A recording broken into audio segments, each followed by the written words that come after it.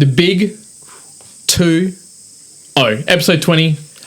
Happy individual high performance is what we're going to be talking about today. Nice. Why individual high performance? Yeah, you tell me. So originally I thought today's podcast was going to be about high performance. Now we noted down, we had a couple of things around it. But when you start talking about high performance, it can be so varied in between individuals or as a group or as an organization or as a, you're talking like even just our species, is that, in comparison to animals, is in comparison to, you know what I mean? So yeah. I was like, okay, that can get really broad. Is it going to be about machinery? Is it going to be about the pace? Is it going to be about nations? So I thought, well, let's dial it down, talk about individuals. We've got a couple of notes. We're going to get through it. But as always, mere mortal moments of the week. Now, it does sound like, Karen, you've got one for us that you want to sort of share. Yeah, I got a pretty good one. Go ahead. I'll let you go first. All right. So this one's, I suppose, about taking control of your thought patterns. I had a bit of a discussion with the girlfriend via Skype, and yeah, I suppose it was a bit of a tough one. Had some like conflicts of opinion, and I got into this mental state where I was trying to think like, if I say like this certain pattern of words, or if I say this in like the perfect way, I'm going to be able to convince her of something that you want to happen. Yeah, exactly. And I just got stuck in this loop where I was getting like, and I couldn't really understand her point of view as well. Like, try as much as I could, I still just really struggled with it. Yep. And so probably for like a good day and a half, maybe 2 days, I was constantly thinking like I'd be doing meditating and it would pop up. I'd be doing my workout, it would pop up. I'd just be doing random stuff and it'd be like, and I'd be getting angry at it. Yep. And yeah, I think I just reached this point where I was like, okay, I need to seriously think like, one, this probably isn't true. That probably isn't true that I can just change her opinion just purely by, on the way that you do things. This thing. And, I sort of accepted, okay, like maybe there's something I'll just have to, ride and let out. And this happened in the past as well. We've had differences of opinion. Yep. And all that's required is just some time to I guess, figure out the problem or find a solution to whatever it was that we're talking about. And so, yeah, that's where I was like, okay, it's a choice to think negatively. Sometimes, like, yeah, you can't help it. Yep. But for me, this was definitely one of those times. So I was like, all right, I'm just going to, either put it to a side, and it's like mental compartmentalization, where you're just like putting it over here, and it's like, okay, there's no point thinking of it now. Nothing can be done now. Just let it go. Yep. So, yeah, that was my learning, I suppose, just doing that. And, it's made the rest of my week way better than it would have been if I just kept on, like, stumbling and grinding on it. Yeah. I think my mere mortal, it wasn't even another week, whole month. So we're in the 2nd of February right now. January's gone by. Flown through, that was fairly quick. I had a lot on my plate, but I was busy but not productive. Yeah. Right? So I was very busy, but I wasn't productive. I was out of town for quite a bit. But when I look back to the actual monthly goals that we sort of set, I was sub 80%. I think it was like 67%. Now, I sort of looked at that and went, well, there's a lot of things that I actually really wanted to get done, and I didn't. Yeah. It was probably the first month in a couple of months that I hadn't achieved all the things I wanted to. So I started thinking about, well, it felt like I was overtly busy, and I got some things done. It wasn't particularly my goals. It was overall annual goals and so that's fine. Yeah. But still, I was being very busy without the productivity that came out of it. So probably the mere mortal learning out of that is, really retrospecting on some of those stuff that I'm doing and just noticing whether I'm actually doing things that are efficient and I'm going to really care about in the next 6 months, year, 5 years and the like. I think they're saying if it's not something that's important that you're going to care about in 5 years, then don't spend 5 minutes on it. Yeah. So. Yeah. But individuals, high performance. Now, we always have a definition. Did you find a definiation about this? Because I had to make up my own for this thing. I was relying on you for this one. So the definition of high performance, and it was the worst definition because I started looking at this, and I bet anyone listening to this will be a little bit like, what? Just to me, it said better, faster, or more efficient than others. Okay. Right? So, and that's what I sort of started then, and I thought, that is a horrible definition, right? So I thought I'd create my own definition for individual, right? So I said, to go above, and we're going to telltale signs, we're engineers here, to go above the standard mean of performance across a varied number of objectively based measures specific to the chosen field of practice. Okay. I think when I think people talk about individual when we talk about high performance, and you say that's a high performing individual. Yeah. I think it has to be contextual to the field that they're doing, Okay, because yeah. I'm sure everybody would agree that Usain Bolt is a high performance individual in running. Yeah. But if you saw him play soccer, you probably wouldn't say the same. You probably wouldn't say the same about him ice skating either, because he's probably not a high performance individual. Yep. So he can be high performance in a field or a subjective field, but it doesn't necessarily mean it's across other things. But I've also noted in there that it's across a varied number of base measures as well. So you can't just be like, oh, Usain Bolt is the greatest runner ever because between 40 meters to 50 meters, he's the fastest in that space. I think it's got to be across measurable aspects of a particular field that have to total up to then sum up to whatever it may be. Yeah. So that's sort of how I saw that. Does that sort of make sense? A little bit. I wanted to get into this a little bit as well. And I suppose, for me, trying to decide what is a high performance, like what it actually means. Yep. So for me, it seems to like preclude something competitive. So where there is, I guess, like a conflict between like two people, and it's like you were saying, like a measuring system. Yep. So you wouldn't exactly call someone like a high performance mother. Like she's not high performance at being like an excellent mother. Yep. Because that's like a real subjective thing. One person who's really good at it is good at it because their kids are different. Like, you could have like really shitty kids. Yep. And you'd be a great mother, but you're never going to be called like a high performance mother. So it seems to need that, I guess, like measuring against other people. Yeah. Okay. But I think with that though, and then when I was sort of reading around the high performance for an individual, I think it was key to say that people say, oh, that person's, a high performance individual for whatever it may be. But a lot of the things that they might do or practice, and I got a couple of them listed down, are things that aren't individually themselves high performance things. Like, if an individual sleeps 8 hours, you're not necessarily calling that aspect of it a high performance piece, but it's what supports that individual to be performing in a high performance way. Okay, yeah, you lost me. So I guess when people think about I'll give you an example. So say a swimmer who's swimming in the Olympics, and you might call him as like, oh, that individual, he's a high performer. But when you break it down, if you're simply saying as a definition, that individual is a high performer because he can swim X and he also does this and that, that's all fine.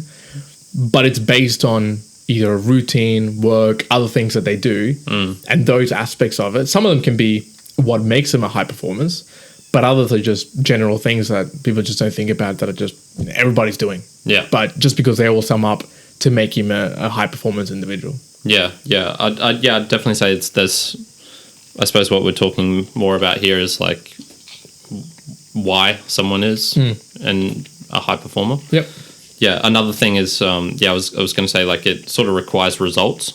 So you wouldn't call like an artist that's a high performing artist because it's more like that. Yeah. I guess it's like you definitely need that objectivity of like numbers saying this person's better than this and this is the reason why. And you can't compare like Picasso as being a high performance artist versus Leonardo da Vinci or whatever. Yeah. So that was interesting. So for me, just like real arbitrary way, I was saying like if someone was a high performing individual, I would say they would need to get paid. Like it would need to be someone who gets paid by like another person who's at like the top 1% of their field to like help teach them or train them. So if it was like a runner, I would say like they'd need to like someone who's running a marathon sub maybe like 3 hours or something like that. They would need to get paid. They would be paying someone who's even better than them, and that would be like a high performance individual. So it'd be like 0.001% of the people doing their thing. That's where I disagreed because I was looking at it. And so, let's talk about sporting, right? I'll give you an example of what I'm talking about. So it has to be contextual too. I don't think it's just broad statement. Like that's what a high performance is because say for myself, swimming back in school, whether it was at school or the next level up, which was districts and the next level up, which was regional. Yeah. I you could tell me I was a high performance individual. I was able to swim. I would win a lot of races. Some of them I'd be right up there. Was able to make it to the states and swimming across that. Okay, but when it came to states, I was getting like the floor wiped with me with some of the individuals who were swimming there. Yeah. No, in that context, no way I was a high performer. I was just an individual who was in there coming through, but it wasn't at the quality of the level that the people wanted state, right? I disagree with that, because then you're looking at it, because then no one could ever really be it. There's only ever going to be one, because you could look at the 100-meter final, and it's really the only person who wins is the high performer. Everyone else there is shit. Would you? Okay, so would I'd say you need to look at it as a whole for whatever you're talking about. So if it's swimming, 100 meters swim, you need to look at everyone who's doing a 100-meter swim, not just. And that's what I was going to get to. So see, the way that I sort of saw it. So let's talk about swimming, right? So on average, swimming a 100-meter sort of swim generally takes about 2 minutes. Okay. So to me, an individual who's a high performer would swim faster than 2 minutes. Yep. To me, that would then be the definition of, like, as I mentioned earlier, it's just better, faster, and more efficient than others. That's the average, 2 minutes. Yep. If you're swimming faster than 2 minutes, 100 meters, I would say you're a high performer. I disagree. So you think that it would have to be at a really high level? Yeah. Like I said, like 1 in 10,000, 1 in 1,000. Okay. What would you term that then? Just being above the standard mean, just being better than average? Yeah. You're a good swimmer. You're not. I wouldn't say you're a high performer. Okay. No. Okay. I get that. So I'll give you from a lifting perspective, right? Yeah. To be a high performer across the bench, the squat, and the deadlift, what would you say is the thing to be a high performer? So anybody listening, something regarding body weight lifts. Okay. So if you're doing, I don't know, the sort of standard, I guess, is what is it, 1x body weight. Like if you're intermediate, sort of like 1x on the bench, 1.5x on the squat, and 2x on the deadlift. So I'd say it'd have to be like even higher than those. So like 1.5 on the bench, something like that. I'm just trying to think about it now. I think just the definition of telling someone what a high performer is, I think it can really be subjective based on the individual. Because when you said that, I was like, for me, a high performer would be 2 times body weight bench, 3 times body weight squat, 4 times body weight deadlift. I'd agree with that, roughly that. But I'm sure people listening to this that might go to the gym would be like, yeah, okay, I'm not here deadlifting 320 kilos, something like that. Yeah. But that's what I would say. That's sort of the performance that I would be like, okay, that's quite a high performance. Yeah. So I think there's some subjectivity there when you're defining people as high performance, based on, I guess, where you are, what you see is the highest ranking or isn't the highest ranking, what you actually measure it as. I think it just takes a lot of different things behind it. So. Yep. Cool. So we absolutely did not nail down what the definition is, but no. Well, I think we've okay. Well, if I was to say, I think it's at least better, faster, or more efficient than others, right? But I think it's depending on the context. It's depending on the individual looking at what the performance is. But I think objectively we're saying it has to be at a high enough level that it isn't just more than average. It is maybe, that top 1% of whatever chosen group you're looking at, perhaps. Yeah. Okay. Yeah, I can agree with that. Couple of things about, so now we talked about that, at least help define it. I think the broad context of what we want to talk about today is what forms, I guess, those great habits or things that people do to make people, experience high performance. Yep. But actually, before I go through, because I've got a couple of things here, can you think off the top of your head, what's one thing that you might do that you think is helping you perform at a higher way? Is there something you currently do that helps you go at a higher performance? Practice. Practice? Yeah. Yeah, okay. Yeah. Yeah, well, I think this would be, for me, it would be like one of the ones is they hold themselves accountable. Yeah. So I think one of the things that perhaps I've seen you do this as well, particularly for fitness, but in other ways, in other work areas and stuff like that, I think we hold ourselves accountable to a lot of things. So if we note ourselves down that we want to do this, whether it's a fitness challenge, whether it's, you're noting that you're going for this goal or whatever it may be, we're not sort of blaming it on something else or not holding it accountable. So I think that's something that I would consider that I would be attempting to do to be at a higher performance individual. Yeah. And that's one of the things I noted down. I guess normally and generally someone who's a high performance are accountable to themselves. So I guess focus on the quality of what they're actually doing as opposed to just blaming it on external things for it to come around.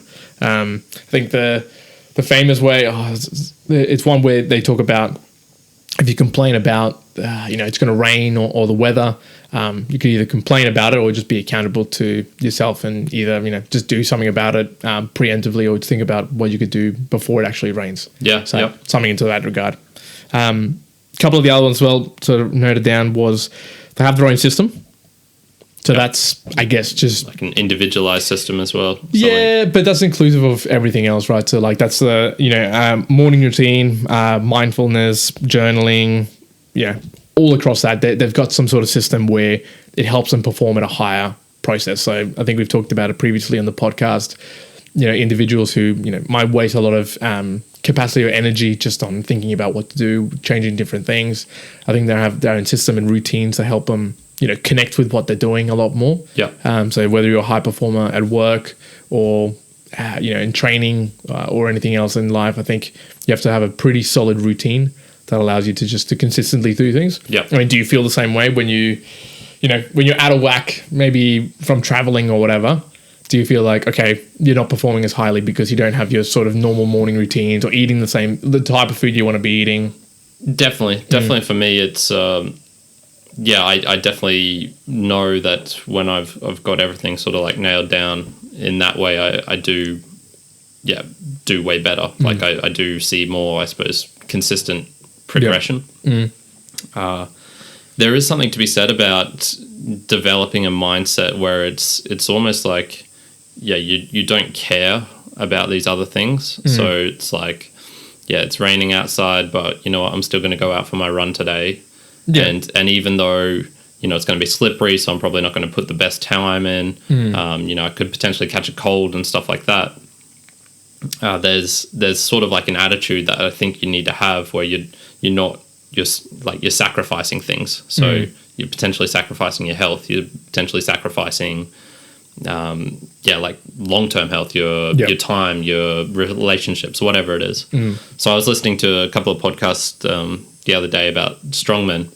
Yeah. And one of the guys was talking about there was this just a couple of individuals who did crazy stuff like apparently bicep tears are very common in the strongman community.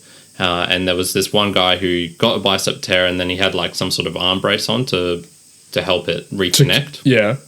And then he was like, oh, no, screw it. There's just like stopping me. And so then went and did like a, 200, 300 kilo bench press.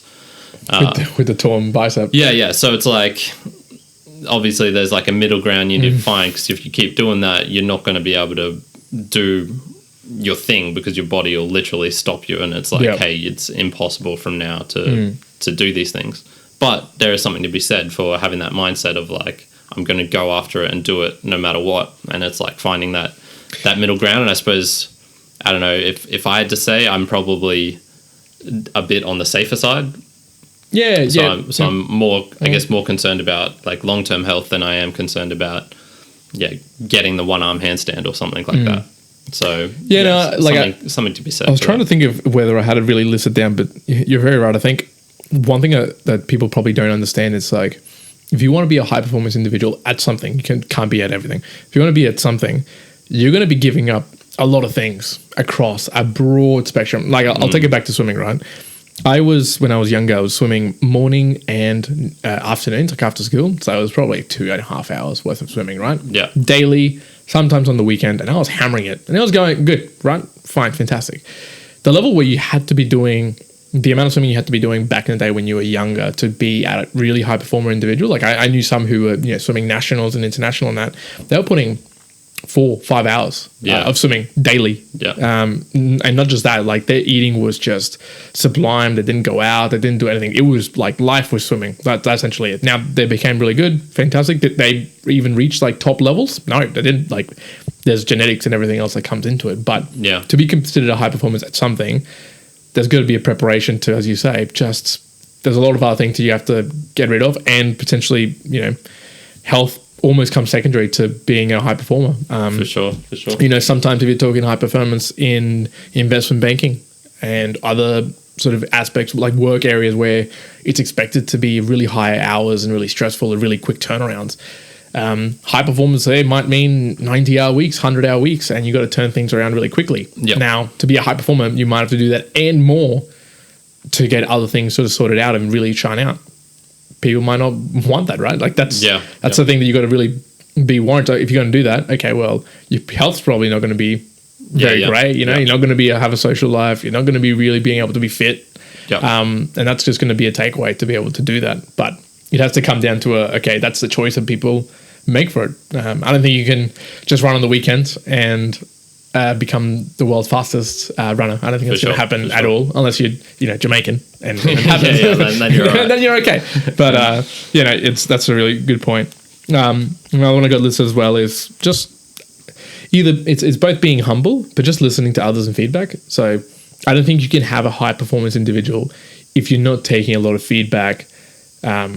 But then saying that, not just listening to everyone's feedback, like even just criticism that might just be completely unbiased, but at least listening and getting support from others. So even if you're genetically talented from a sporting perspective or really hard driven from a work perspective, there's going to be things that just as you go through, you probably don't know about or can be taught or learned from to become a bit more of a high performance. And I think you'd be completely inhibited if you don't listen to people and you think that, no, it's fine, I can just keep doing exactly what I'm doing. Because normally that sort of support and that feedback is going to enable you to get up to a higher level. And I probably saw that even in my own swimming. There was probably a time when, I was probably the best swimmer in the region area for a particular freestyle. And I was like, oh, well, it's fine. I don't have to be told this. I don't have to give you feedback. And then when people are like, oh, you could do the little techniques, which is warranted. Like, that's how you improve. At that point, I was like, oh, well, it's fine. Like, I'm already swimming fast. It's all good. It's all fine. So you really need to be taking that on board. So that's something that just generally for myself, sort of trying to improve in that pattern. I don't know how you take like feedback like that. Do you normally take it fairly like all of it, or do you try and sort of? I know we've talked about this in a podcast specifically in terms of advice. Yeah, I think it's more the constant learning. You need to have that constant learning aspect. So whether it's feedback external or feedback on your internal looking, you do need to have that, I suppose, that willingness to change, and that can be really difficult. One of the things I actually noticed though, but it depends. It's very varied. So I'm reading this book right now on meditation called The Experience of Insight, and what I'm getting from it is really not that great at the moment, and I'm sort of realizing, okay, I think for meditation, for me personally, it's probably one of those things where it's not that great to read about. You need more someone teaching you in the moment, because when I'm reading this book, I have all these questions. I'm like, okay, you can think in this way, but what if, so he's talking about like, okay, you want to try and focus. One of the ways you can do this is focusing more on the breath and adding like these mental cues of like breath in, breath out. And I'm sort of thinking, okay, but what if you don't have that mental cue in your brain and it's more like you're just watching it and you're not having, when you think sometimes you can hear your own voice inside your head saying, breathe in, breathe out. And it's like, okay, that's probably something I need to ask them in the moment, whereas just reading it in a book right now is not the best way of doing it. Yeah. So I think it's more about the constant learning. And there's so much advice you can get, and you can only focus on certain aspects at certain times. So I suppose that's more of an individual thing. Like it's not helpful someone telling you, especially when you first start swimming, you need to reach the arm up higher, plunge it in at this certain angle. When you're turning your head, you should breathe in this like short, quick breath that's 0.6 seconds or whatever. And you're just like this. You don't even know how to doggy paddle yet. Okay, that's a bit too much. Have you ever? I don't know if have you actually swum before? Done any like proper swimming? Never. Did what I just described equal like the worst swimming technique? Oh, probably. I can imagine it. But actually, when you very first begin, right, you're supposed to be doing what's called the Coke bottle shape when you're doing freestyle. Okay. So you're supposed to put your hand in through sideways, right? Because you obviously don't want the friction going through the full front hand. I never knew that. You put in, and then what's called the Coke bottle shape.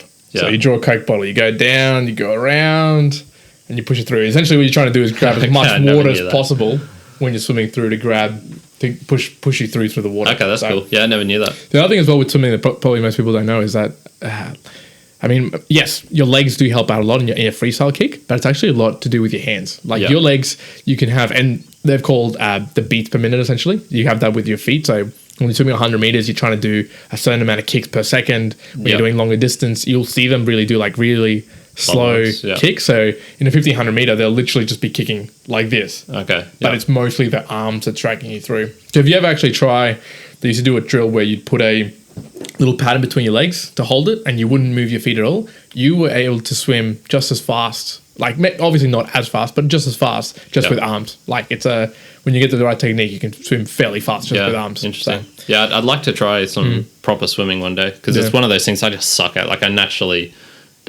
don't float. I just sink. Yeah, it's hard for me. So too heavy, too solid. Yeah, you're already too high performer. Do you you're float? a high performer of sinking. Yeah. do you float? Not at all, man. I'm way too heavy. Yeah. Okay. I'm a high performer of sitting on the bottom of the pool. Another one I got there. They're focused. So, and this one's not controversial, but it's probably not brought up enough. I think high performance has to be positive a lot of times. I don't believe that you can be cynical and angry or negative around a lot of things to be a high performer. And I just don't think that it sort of comes to like if it's raining and then you start being negative, like, oh, it's raining now, I can't run this. Or if it's work and someone punches you in the head, like, oh, now I'm angry. Yeah. Like to be a high performer, I think you got to take a lot of the punches that come through and go, okay, cool, whatever, that's happened. Be positive about it and just continue on. Yeah. I say that I think probably people are out there who are high performers who are like really tough as well and could probably be not that positive, but I wouldn't say that's the general trend of a high performer. Yeah. When I think of like I suppose the ultimates in a field or whatnot, yeah, they do seem to have like just a generally happy, positive attitude. Maybe they've got that like grit inside of them. There's like that demon inside of them that wants to like, just push through like people doing those ultra marathons. Yep. They got to have, I think, something in them that's pushing them. Some sort of like, I don't know what you call it, like a negative force or something that they use to push themselves on. Like, see, but I don't think so. I think the negative force can push you so far. Yeah. I think a positive force can push you even further. I think both of them can push. Yeah. I just think that the positive one can do more.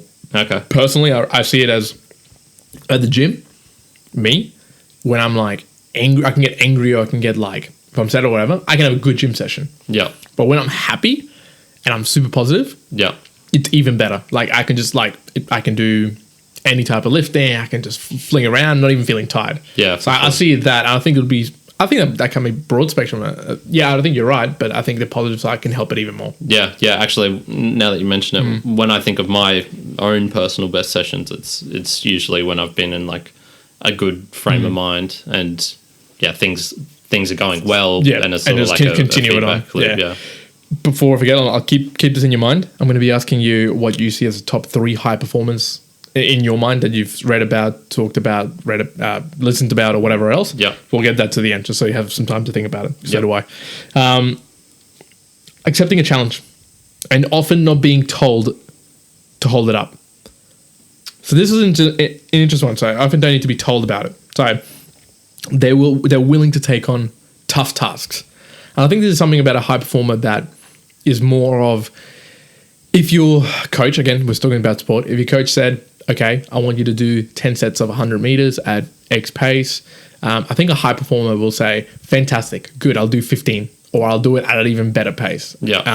I think that's a trait that high performers need to have. And I don't know whether it's something that really can be easily taught or you can learn about. I think perhaps maybe the way that I'm thinking about it is forcefully tell yourself that if you set yourself a challenge, either try to do it faster or try to do it in a better way or a higher quality, whatever that case may be. Yeah. But I think it's one thing that was noted was, high performance will tend to do even more over the top of what is expected. So I'll give you an example. Reading currently Elon Musk's autobiography written by someone, biography, and in it sort of explains that there was a SpaceX launch that happened. Essentially, the original intent that was given. Oh no, sorry, that's a different one. Revert, Tesla. There was a particular. They wanted to go from, I think it was Los Angeles to New York in one fuel tank. This was a couple of years ago, and they're like, the engineers were like, no, we cannot do this. Elon was like, no, we are 100% doing this. This is what we're going to do. Then Elon Musk, they worked with it all. I think the engineers thought it was going to get to like literally just to Nevada or something. Like, it wasn't going to go very far. It ended up to New Mexico, which was double the distance of what they originally actually thought it was even possible. And Elon Musk was still really annoyed because, Right. Los Angeles, you said Los Angeles in New York. Yeah. That's From the whole country. Yeah. Okay, wait, where's New Mexico? I don't... So New Mexico is, if I was to kind of draw it... It'd be right next to Mexico, it's a little... it's gonna what, so it went across the country and back? They wanted to go there, so now I think they just went to here, like down here. Okay. Yeah. Wait, so they did less than... So they did, yeah. So Elon Musk put them all the way in New York. Yeah. This is on one of their Tesla cars, right? Okay, so it's like a standard road-going car. Yeah. Now, they did double. So it was like to them, it was like, oh my God, we actually did double the amount, right? Yeah. But to Elon Musk was still like, no. We needed to get like over there, right? And then I think they kept on pushing and actually achieved it anyways in the end. Okay, yeah. So it was a little bit like, if you were just a normal individual, you'd probably just say like, oh, well, that was amazing. Like, we didn't even expect to do it. And like, in Elon's mind, he's like, no. Like, we're doing this whole thing and actually make it happen. Gotcha. So I think there's something to say, to be a high performance individual, you have to be willing to just like challenge it beyond what you even think is possible. Yeah. I think as we've often said, because a lot of times if you fall short, you'll still fall further ahead than what you originally even planned anyways. Yeah. So I don't know, do you find yourself doing something like that? Challenging yourself to the point that it's beyond what you really think to do that and hold yourself to it? Yeah, well, I talked about this on the group chat the other day with you guys, just about setting monthly goals. And yeah, I really do feel, since I've been doing it for like 6 months now and really like writing it down and then telling you guys as well, my friends, like to keep me accountable. This past month, I basically did everything that I wanted to do.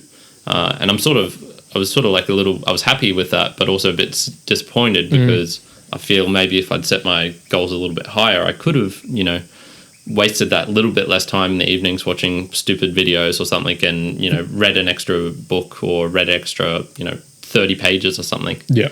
So, yeah, definitely. So for this month, I've made it higher and I'm hoping, it's not like I'm hoping to fail, but I'm hoping like I do as much as I can and I'm pretty happy with what I've done.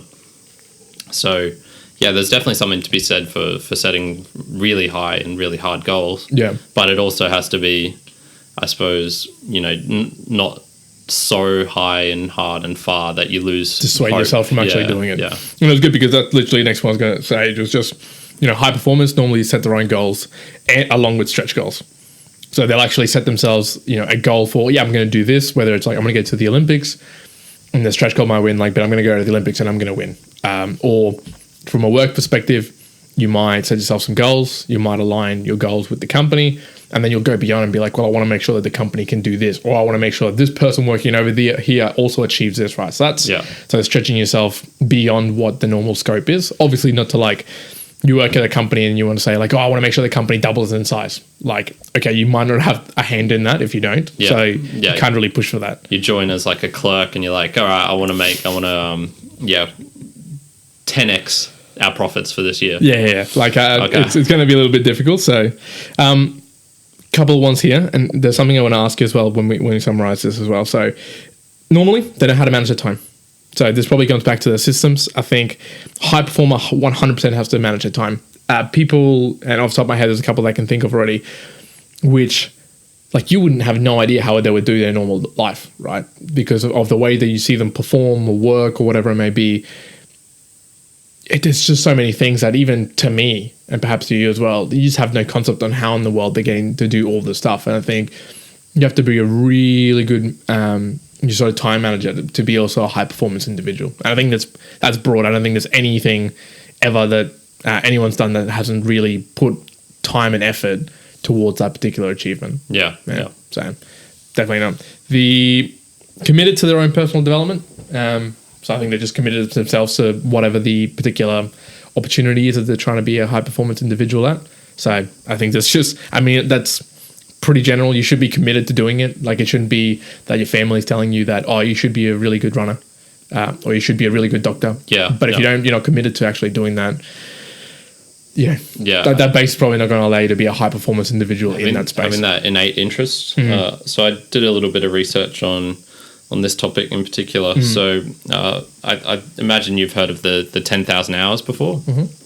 So I think that was first developed by a scientist somewhere. I can't remember exactly where that was, but it was made popular by Malcolm Gladwell in his book Outliers. Yep. And that was the I suppose the theory that if you put 10,000 hours into something, you become like a master of it. That, and I guess you could say that as a high performance individual, same sort of thing. And so did you ever hear the story of Dan McLaughlin, he was a regular guy. I think he was sort of like mid-30s or something. Yep. Had just a normal life. Everything about him was typical, normal and standard. Worked in some sort of like maybe as a lawyer or some sort of just business type thing. Had hobbies and pursuits, but never was like really great at anything. And he and his friends were talking about this thought of, I guess, just dropping everything and dedicating yourself to one thing. Yeah.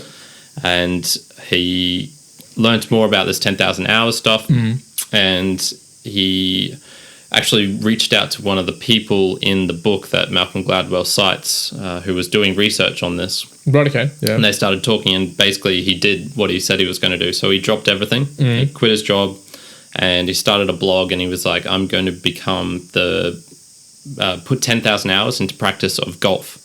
And so... Oh, I think I did hear this. Yeah. At the start, he was essentially, like, before he began, he was a, like, mediocre, maybe once a week, once a month, sort of casual golfer, just playing around with friends. And so he started putting in this 10,000 hours. And one of the things was it has to be 10,000 deliberate hours. Yeah, so it can't just be 10,000 hours of just like dilly-dallying around. It's going to be 10 hours of practice effort. Yeah, and I think that's the deliberate part, I suppose, is it's like, how do you exactly measure what's deliberate? And it's probably that bit where you're actively trying to learn. Like each stroke you're taking, you're actively trying to make better. So I think he started off with doing just putting, and he'd just putt and putt and putt and putt. Yeah.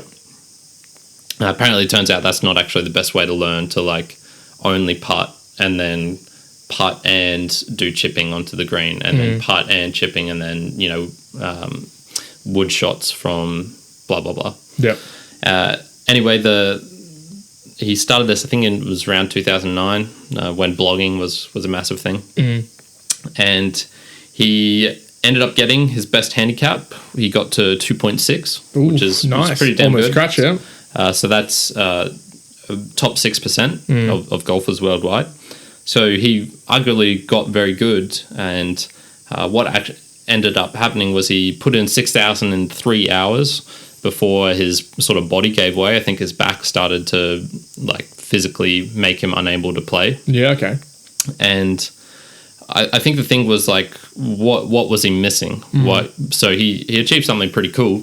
That's a handicap of 2.6, like a pretty good achievement. Yeah, it's really, really good, yeah. But he didn't go on, and his goal was to get into the PGA circuit. And I don't think he even got close to that at all.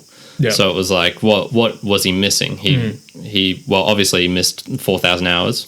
So that would make a big difference. So he probably would have got to scratch, I guess, if he'd done that. Down, yeah. But also, I feel like just because he just chose something at random, really. It's not like he inherently loved golf and was doing it already. Yeah, exactly. He just chose something and tried to put in 10,000 hours.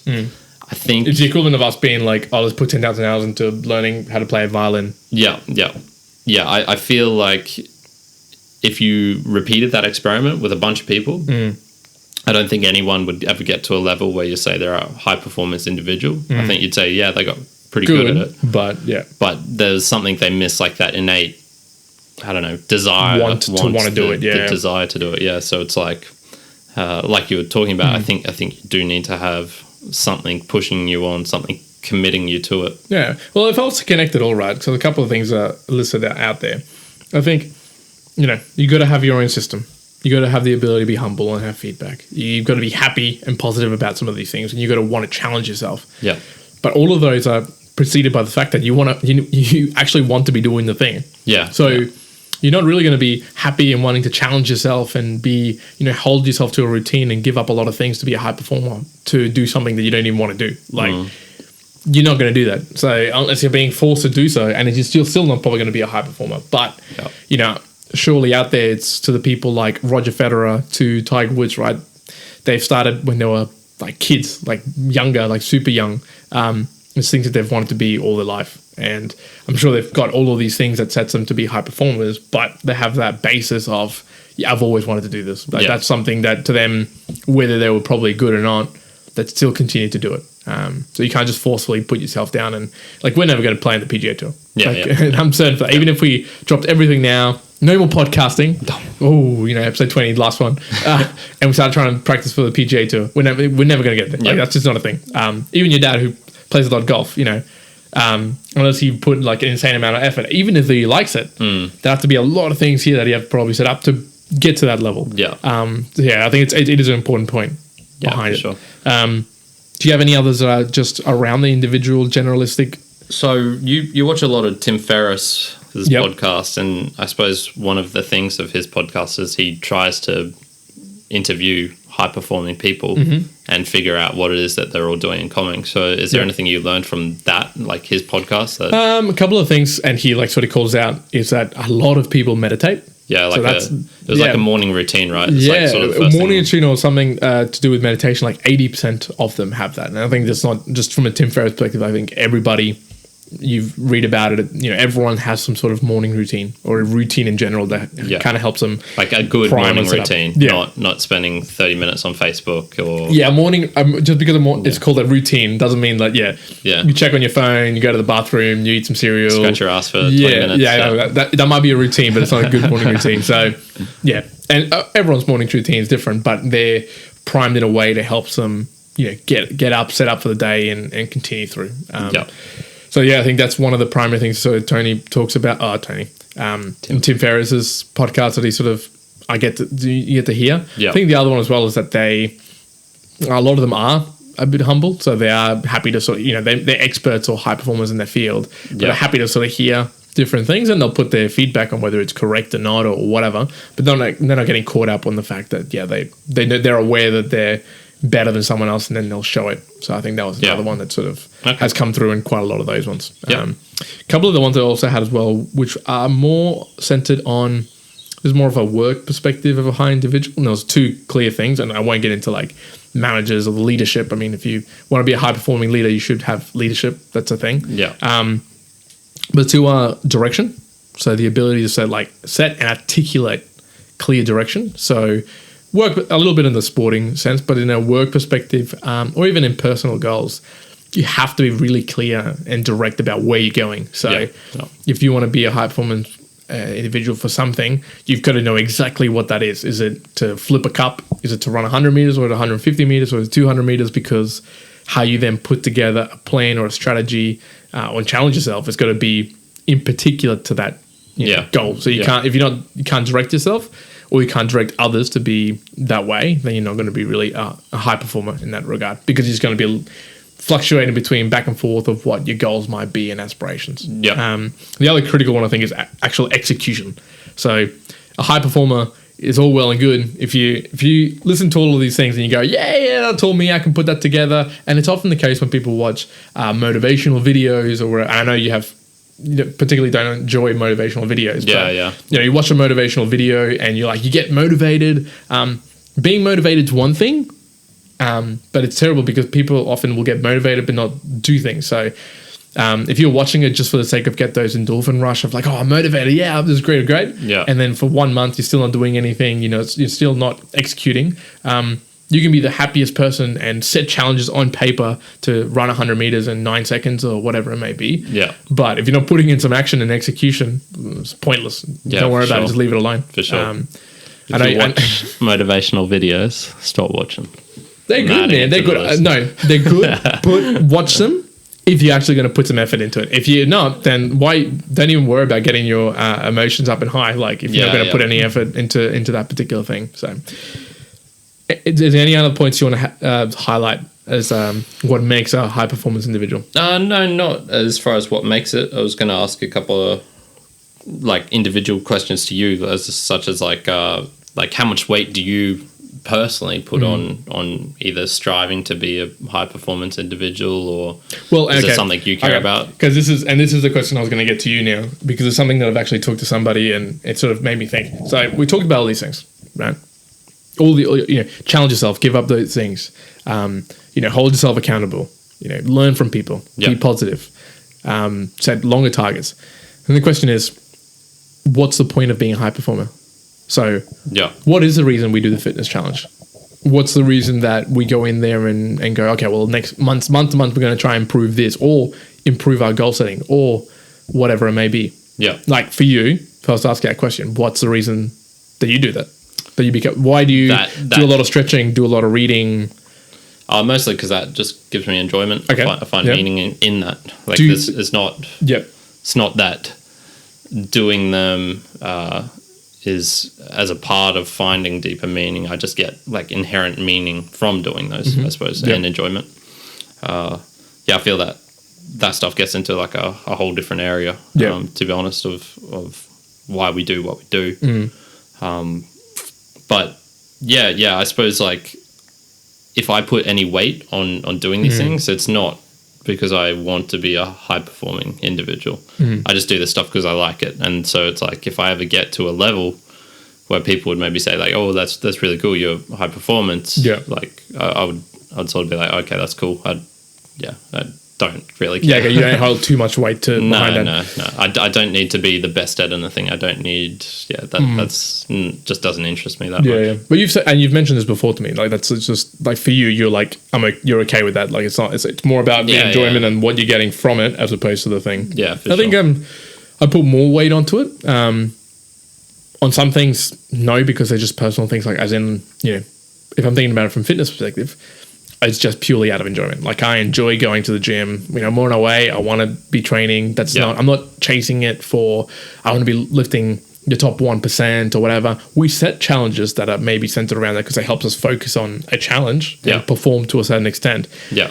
But it's not going to make it or break it if we don't do it. And it's also not something that I'm striving to then be like, I got to go ahead, got to go one more. It's just something that's enjoyable and it's keeping health up. Yeah. In other ways, though, I do see that the way I try to keep my morning routine, the way that I work, the way that I try to interact with people, that I put some emphasis on, making sure I'm doing the right things to be a high performer in those abilities. Why? Because that's then going to be livability. That's why I want to make, money off. That's why I want to, work with people, and it's going to be your livelihood for many years. Yep. So that aspect, I see a high performance, something that I want to devote to.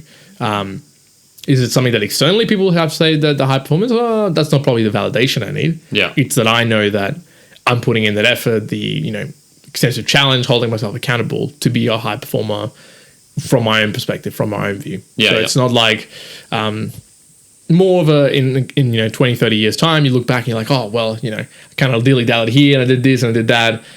And then you didn't really focus yourself to be a high performance individual to achieve whatever you could have achieved. Yeah. So I think I'd probably see it more that way. Yeah, for sure. Yeah. Cool. The three that you were asking so the three that come to mind, you already mentioned one before, Roger Federer. What I really like about him is just his longevity. Just staying like at the top. I don't know. Have you been following the current Australian Open? Yeah. Is he still in it? Or he unfortunately got beaten by Djokovic in the semi-finals. Okay. Yeah. So the final is Djokovic versus Thiem. Okay. Yeah. Well, they're still, he's still up there at a ridiculous level. Just a bit to give some stats. He's 38 years old, I believe. This year, he's 38 years old. He's played across 4 decades of professional tennis. Yeah. He has won the most Grand Slams in the Open tournament scene. So he's won 20 Grand Slams. Second is Nadal on 19, third is Djokovic on 16. Yeah. I think he's won the most points and the most games ever of a tennis player. Yeah. And it just keeps going, right? Like if you watched him play against Djokovic lately, he was still phenomenal. He was injured, I think he was starting to succumb to injury. Yeah. But still, it's just a high performer of being, keep on playing after that much time, when generally tennis players at the time they're like early 30s, that's it, that's retirement. So yeah. I recently watched a documentary on this girl called, I think it was Courtney Delaney, something like that. Mm-hmm. She won the Moab 240, which is a race in America where it's like first to finish 240 miles. Yeah, okay. So 400 K, something like that. And yeah, she just beasted this thing, beat the second place by 10 hours. She did it in, what? Yeah, she did it in like 58 hours, I think. And what's best about her is she's just like, you look at her in the documentary, and I saw a podcast of her with Joe Rogan as well, and she's just so happy. Like, she's just got this like inner bubbly, like really cute sort of personality. And she's like one of those ones who doesn't really appear to have like something in her that's like when you're 40 hours in with only 20 minutes of sleep in that whole time and still digging for the next 18 hours. She doesn't seem to have that sort of like demon. Okay. But it's like, what is ridiculous. it? What sort of zone do you enter in? I wonder if it's a positive zone. Huh? I wonder if there's anything in like I haven't heard from her like anything about her at all, but I wonder. It's hard to tell. Like it seems like it's sort of positive, but also like you're in such a bad place like mentally that it's hard to tell. Yeah. So she was saying like she'd go through these highs and lows, like you've heard of runner high. Yep. And she'd just like go through this multiple times. High and low, yeah. And it's like, I'd honestly, it'd be really interesting to have like just a monitor on her or something, and she just speaks everything she's thinking while she's doing it. That would be really interesting, especially the tail end of those races, just to be like what it's like. Yeah, well, yeah, it's like crazy. You're 48 hours in, and then you still got 10 hours of running ahead of you. Well, does she do anything else as well? Like, was she just a pure runner? Or did she have a normal job? So she used to have a normal job as a teacher. Plenty of stuff she's like not focusing on. So she runs in like basketball shorts and just like a baggy t-shirt. Doesn't like literally cares nothing about her diet. Just eats whatever like beer and nachos. I mean, she's probably burning 50,000 calories. Exactly, but it's like doesn't care about multivitamins, that sort of like input stuff. But she does like care about how she trains and things like that, how she recovers. Okay. But with that sort of sport, it feels like, I think it is a lot really like mentally just something. I want to try a marathon someday and see what it's like to get to. Once you start running 5Ks under sub 20, then you should be ready. Yeah. Actually, speaking of that though, I knew a senior executive at a really big company who, like, for one, he's a senior executive kind of traveling across the world and working quite hard. But he also ran ultra marathons quite regularly as well. Yeah. I was always dumbfounded as to how he even found the time to do that. Yeah, exactly. Yep. You give me some of yours while I think of my last. All right. So a couple of mine was one, Tony Robbins. So I think if people have seen Tony Robbins, that dude is all over the place, flying all over. I think something like, I can't remember if it was him or Gary, but he's traveling like every 3 or 4 days. Some of the stats I think was like during his presentations, like some of his full day presentations, he burns around 9,000 calories, which is just like insane. I think he jumps something of the equivalent of 2 basketball games worth of jumping. And it, like just on stage when he's performing. So it's like super energetic. Yeah. So super energetic. Obviously uses up a lot of calories per session. Runs might be over the top, I think, but it's 46 different companies. Or owns 46 different companies. His morning routine, I was listening to a podcast just recently from him around his personal trainer, and it's like the highest tech way of you could imagine of like waking up and priming yourself. Like his personal trainer will, like as he wakes up, he'll check his muscles just to make sure that they're locking in properly, if not give him a quick little treatment. He'll have like 2 blood test checks just to make sure what he's needing. And every morning he'll have a shake that's specific to the way that his body is in the morning to ensure that he's just prepped, ready to go. Okay. So he's at that level that he just needs like absolute every refinement and level to make sure he can keep going. He does his meditation. He does cold water plunging. He does like cryo So cryotubing essentially to freeze as quickly as possible. So yeah, does all these things to be a really high performer. But he himself is always traveling, always putting out stuff. Again, one of those people that I think I don't even no idea how you'd even find time to do all this. But I think that's more, I guess, potentially a team that he's built up. But then the same thing happens with Gary Vee. So I just think whether you like him or not, and sometimes he's not the best when he's actually interrupting people sometimes, but that's okay. Yeah. Well, he's not a high performing interviewer. Interviewer, no. But as an individual, he checks off the positivity thing. There's a specific latest video that he put out in terms of his weekly Vs. It's called Weekly V3. And in one of them, he actually says, someone asks him, what you want to be, and he's actually said he wants to be the most popular person in the world, which I was like, oh, that's a bit of a weird thing.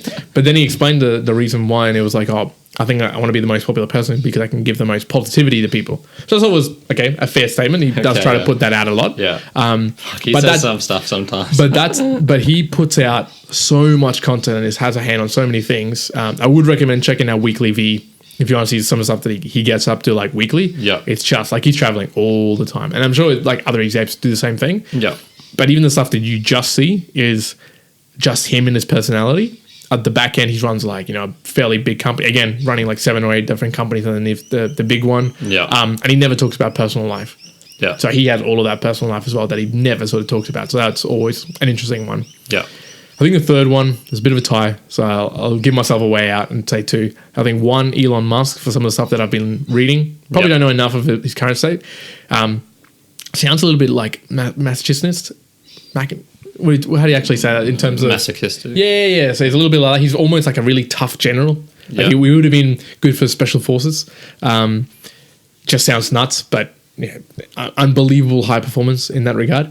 And then I'd probably say someone like a Jocko Willing, just in terms of, again, if you follow him on social media, whatever, that dude always getting up at 4:30 in the morning or earlier, always has like heaps of stuff going on the day, no complaints about it, seems fairly positive about it all. So I think they're more, I guess, work orientated side of things. Yeah. But those are sort of individuals that when we talk through a couple of those high performing items in my mind, I was like, oh yeah, these people at least portray the fact that they're doing a lot of those things. And I think personal lives, they also do it as well. Yeah, for sure. Did you ever think of that last one as well? Well, first of all, that girl's name was Courtney DeWalter. Okay, Courtney DeWalter. Yeah. Okay. Well, when you were mentioning just about people being able to fit in like a lot of stuff and being at a really high level of that, even like Joe Rogan, like one of if not the most popular podcasts, stand-up comedian, UFC fight commentator, like really good at fighting, really good at archery as well. It's like he's just got a whole lot of varied sort of interests, and he's pretty good at a lot of them. Well, then I'd say one thing that we didn't mention then, to go back to it, but I think to be a high performer in a lot of other areas, maybe not so much sport, even then, you have to have a good network. I think because, as we're saying, there's Joe Rogan, there's Tony Robbins, there's Gary Vee, there's Usain Bolt, there's, pick whatever. They're a high-performing individual, but if it wasn't also for their network and their ability to get people to help them out, like Joe Rogan's not doing absolutely all of that on his own, right? He's got a huge team, I'm sure, that's helping him out to do that. Yeah. But it's obviously the fact that he himself as a high performer is able to get people to connect with him and help him out to do this and make sure it all sort of falls to place to do it. Yeah. It still makes him a high performer, but he needs that network and support to be able to do it. Yeah, for sure. Like us. I know this may seem like really high quality production, but it is just me and you putting this stuff together. Yeah. Would it be beneficial if we had 100 people sort of helping out and creating content and putting things? Yeah, it would. Yeah, right. Maybe. I don't know. But not isn't that in particular that changes it to be like a high performer. Like if we added 100 people right now, it isn't like we all of a sudden are high performers. No. So I'm not saying that they're just a high performer because they've got 1,000 people or 100 people or whatever it is, but it supports them to be a high performer. So I don't disagree that someone like a Joe Rogan would be a high performer as well. Yeah. So. Cool. Any other points you want to sort of bring up at all for the high performance? I think I'm all sweet. Fantastic. So, speaking of high performance then, the fitness challenge. The high performance, the highest quality high performance list there is. There's nobody out there challenging themselves as hard as we are. No, not at all. So, you get it started. Fitness challenge, what are you up to? Give me this thing. I want to show you something. He's going to put, what is he going to do? Don't put an 8. This is how close I was to actually getting some points. Really? Which one was this? Yesterday I was working on the handstand push-ups. Yep. And man, I was feeling really good with them. Really, really good. Balance was great. Strength in the shoulders, which I usually struggle with, was feeling really good. And yeah, there was a couple where I got to like exactly the end point that I want to be on. Yep. And started pushing up and like just lost balance or just didn't have enough strength. There was one where I got probably like 3/4, 4/5 of the way and managed to push up back into like a full handstand again. So I was so close, man, so close. But yeah, just lacked that little bit of something. A little bit extra. There you go. That's how close I was to putting some points. Well. Where's the pass me this? Oh no, you won't. Mate. Got to at least keep up with the episodes, I suppose. So, good. Again, once again, you're less than the episode. So once again, I was in Sydney last week. It's not an excuse. I could have been doing running. I could have been doing something else, but I didn't progress. So February is going to be the time I'm going to bring some of these back, I believe. Yeah, me too. I'm not counting. I'm feeling good for February. So I think I got the 1 kilometer sub 3 minute 10 points during my 5 kilometer run. Yeah, but I'm not going to count it because it wasn't a 1 kilometer run. Yeah, no, it has to. So I have to see it physically in front of me. But I believe I can do that. That's going to come around. I think I might add a new one. Generally, I'm going to get 5Ks on the 20 minutes. Yeah, like that is going to happen. I think I might change the 180 kilo squat that I've got in there to that. Okay. I think it just changes stuff around. Unbelievable. Oh, well, look. Okay. Do you think it's probably is that a worthy enough challenge? We need to chat about that. That means he can't do it. That's what he's saying. Okay, all right. Well, yeah, the fitness challenge continues to be that. Unfortunately, we haven't got any points, but I've got to catch up to the episode. So yeah. From now on, the number's going to stay the same. We're just going to be at episode 20 for the next 5 weeks. Yeah, so very good. It's not going to go. Once again, if you're listening to us and you're not following us on YouTube, you should. Yeah, YouTube's the way to go. Yeah, I think so. You're getting a couple more views. You get to see Karen's beautiful face and his shaved sort of head. I've also cut my hair quite close. If you want to have a look, trying to emulate a little bit of Karen, except I'm not losing my hair, so it's all fine. Yeah. A couple more things. Subscribe along. Leave some comments. If you ever want to hear something, let us know. What have we got coming up? Now we're up to episode 20. What else are we going to be having in store over the next couple of episodes? I want to talk about meaning. So I read Man's Search for Meaning, the book by Viktor Frankl. Ooh. And yeah, that was a real interesting book. So I want you to read that and then we can discuss that sort of like we did with Principles. Okay. That might be one that's going to come along the line. For that, yeah. Okay. Fantastic. All right. That's all. I don't have anything else. One out. Karen out.